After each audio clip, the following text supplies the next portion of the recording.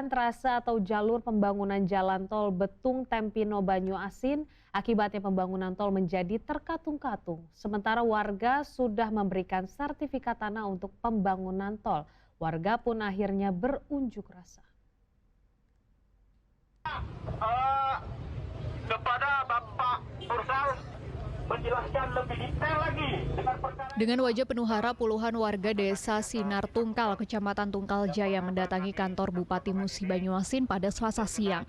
Mereka berunjuk rasa menyampaikan aspirasi yang dituangkan dalam gambar dan banner. Mereka menuntut penyelesaian masalah terkait pembangunan jalan tol yang hingga kini belum jelas arahnya.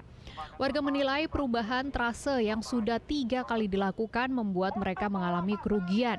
Tanah yang telah diserahkan untuk pembangunan jalan tol kini terbengkalai dan berubah menjadi semak belukar. Sementara manfaat yang dijanjikan tak kunjung dirasakan. Padahal surat sertifikat terkait kepemilikan lahan telah diserahkan kepada pemerintah. Mereka juga menyoroti proyek jalan tol di Musi Banyuasin yang saat ini tersangkut masalah hukum dugaan korupsi. Kondisi itu semakin menimbulkan keresahan masyarakat karena pembangunan dikhawatirkan tidak berpihak pada kepentingan rakyat.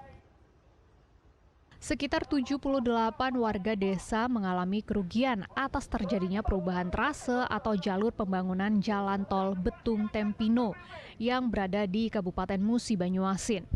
Yang pertama kan hancur, Pak. Hancur menjadi semak belukar dan juga termasuk rumah yang retak ataupun yang rusak kami tidak dibenahi karena takutnya ada pengecekan ulang. Terus yang terakhir kami mengingat berkas kami sampai saat ini belum dikembalikan, Pak. Ya. Jadi itu makanya kami menghadap pihak pemerintah mohon agar kiranya dikembalikan pada trase yang pertama.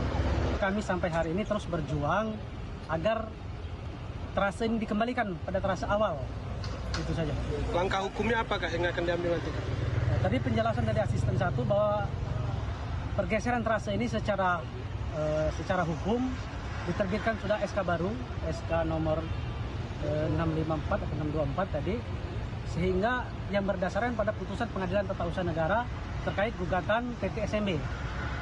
Nanti kita akan lihat, kita akan ajukan lagi kepada pemerintah. Setelah melakukan aksinya, sejumlah perwakilan warga akhirnya diterima Pemkab Musi Banyuasin untuk melakukan dialog. Asisten 1 Pemkab Musi Banyuasin memfasilitasi warga yang sedang memperjuangkan hak mereka.